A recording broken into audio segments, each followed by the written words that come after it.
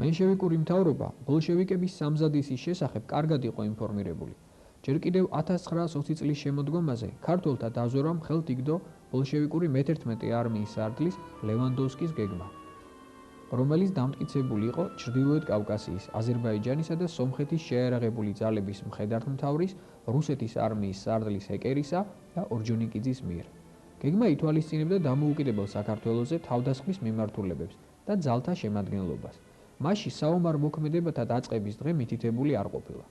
1921 წლის 20 იანვრის წერილში რუსეთის საგარეო საქმეთა სახალხო კომისარმა ჩიჩერინმა ლენის მოუწოდა მისი თქმით გათავხედებული საქართველოს სამხედრო ძალით გასაბჭოებისაკენ. საქართველოს მენშევიკური მთავრობის ინფორმირებულობის მიუხედავად ქვეყნის თავდაცვა სამწუხაროდ არ იყო დროულად და სწორად ორგანიზებული. უფრო მეტიც, ბოლშევიკურ რუსეთთან ომის შემთხვევისათვის საერთოდ არ არსებობდა ქვეყნის თავდაცვის გეგმა. რა იყო ეს? უნიათობა და დაუდევრობა? მიზეზი ალბათ ბოლშევიკური რუსეთისადმი მენშევიკური მთავრობის წევრების არაერთგვაროვან მიდგომაში უნდა ვეძიოთ.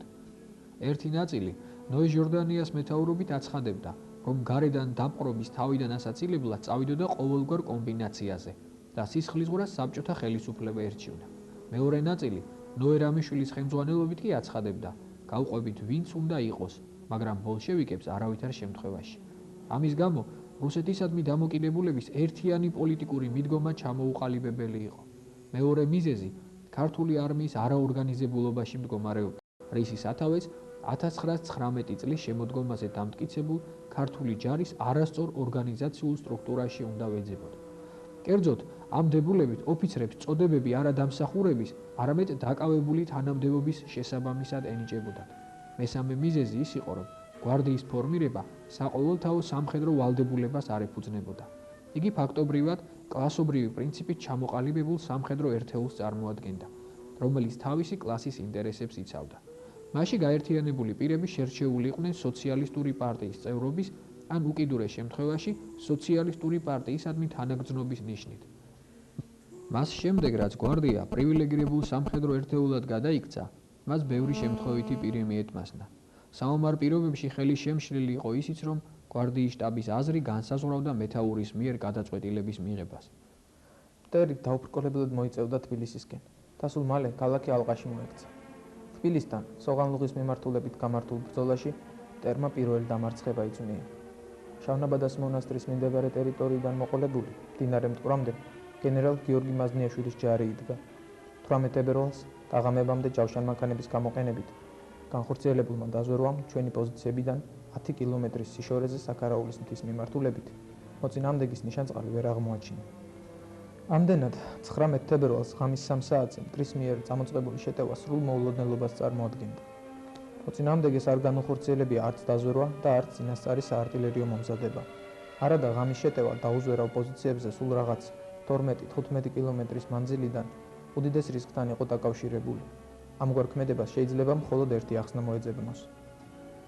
მოწინააღმდეგე ისე გაათამამა წინა დღეებში მოპოვებულმა გამარჯვებებმა, რომ ეგონა სოღანლუღის პოზიციებსაც ადვილად დაიკავებდა. იქნებ ღალატიც იყო. ღამის შეტევის შესახებ მთავარსარდლის შტაბს გენერალ მაზნიაშვილისაგან არავითარი შეტყობინება არ მიუღია. მასთან ტელეფონით დაკავშირება არ ხერხდებოდა. შტაბამდე საარტილერიო ქვემეხების, ტყვიამქვევების და თოფის როლის ხმა აღწევდა, მაგრამ ინფორმაციის არ ქონის გამო ვერ გაერკვიათ, ეს თუ განგაში იყო თუ ნამდვილი შეტევა. როგორც მოგვიანებით გაერკვა, სატელეფონო ხაზი გაწყვეტილი იყო. მაზნიაშვილს კი ხალხი არ აღმოაჩნდა მის აღსადგენად. უცნაური ისაა, რომ გენერალ მაზნიაშვილს შტაბში მეკავშირის გაგზავნა არც უცდია, იმ საბაბით, რომ არც ერთი ცხენოსანი არ ყავდა. მთავარსარდალსაც შტაბის წარმომადგენელი პოზიციებზე არ გაუგზავნია. შექმნილი მდგომარეობა ნათელი გახდა, მხოლოდ მას შემდეგ, რაც 5 საათისთვის ნავთლუღის სანიტარულ პუნქტში 15-მდე დაჭრილი მიიყვანეს და ამის შესახებ შტაბს აცნობეს. მთავარსარდალმა გენერალმა კვინიტაძემ საბრძოლო მოქმედებებში გვარდია ჩართო. ვალიკო ჯუღერის მეთაურობით ერთი ბატალიონი სოღალუღის ხიდისაკენ გაიგზავნა. მოგვიანებით ბრძოლაში ჯავშან მატარებელი და ჯავშან მანქანები უნდა ჩაბმულიყვნენ. აუცილებელი იყო პოზიციების გათენებამდე შენარჩუნება. ქართველობამ დასმულ ამოცანას თავი გაართვა.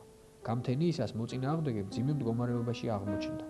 რუსი ჯარისკაცები სანგრებიდან სულ რაღაც რამოდენიმე ათეული ნაბიჯის მოშორებით იმყოფებოდნენ და ირიჟრაჟა თუ არა ჩინებულ სამიზნეებად იქცნენ.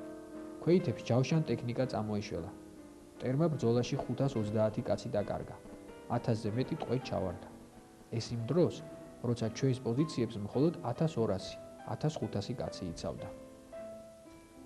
მტერმა საქარაულის მთის მიმართულებით დაიხია. უკან დახეულებს არტილერიამ ცეცხლი გაუხსნა. ბოლოს კი ავიაციამ ჭურვები დააყარა.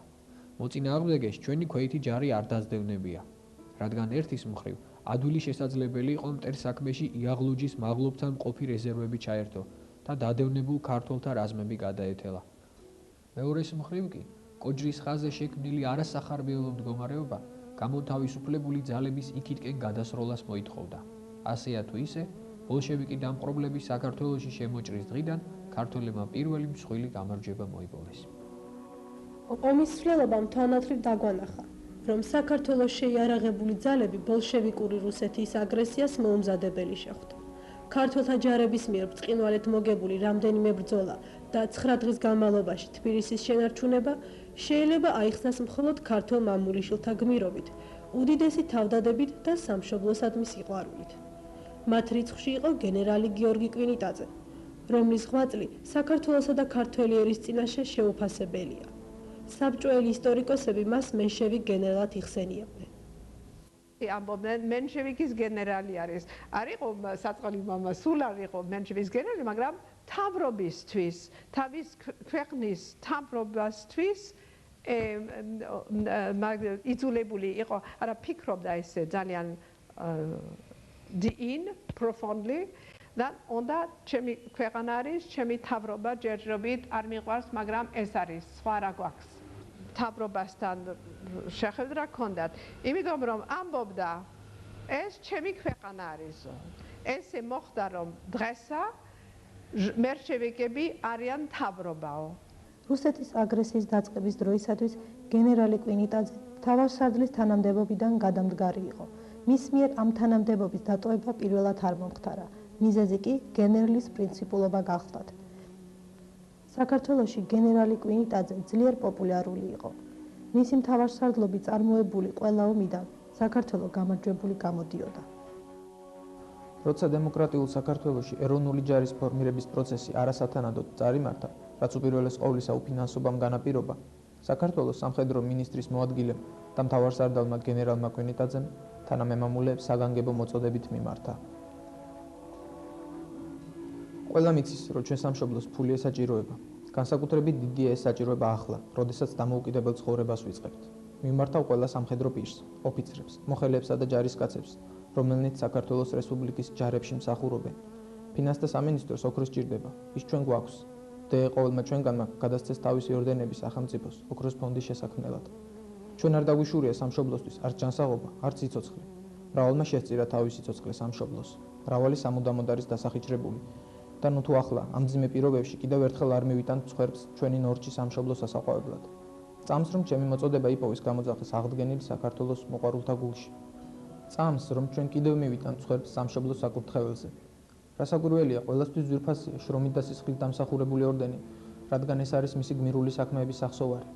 ორდენი არის სიმბოლო ჩვენი პატიოსანი სამსახურისა. მაგრამ სამშობლოს სიყვარულმა უნდა ჩაახშჩოს ყველა დანარჩენი გრძნობა.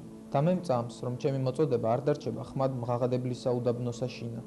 დღეს მე გადავეცი ყველა ორდენი, რაც კი იაპონიისა და თანამედროვე ომის დროს მივიღე. დავიტოვე მხოლოდ წმინდა გიორგის მეოთხე ხარისხის ორდენი. გენერალმა კვინიტაძემ ამ მამულიშვილური საქმისათვის გაიღო წმინდა ანას მეორე და მესამე ხარისხის, წმინდა სტანისლავის მეორე და მესამე ხარისხის ორ-ორი ორდენი და წმინდა ვლადიმირის მეოთხე ხარისხის 3 ორდენი. მის მაგალითს ბევრმა თანამემამულემ მიჰბაძა.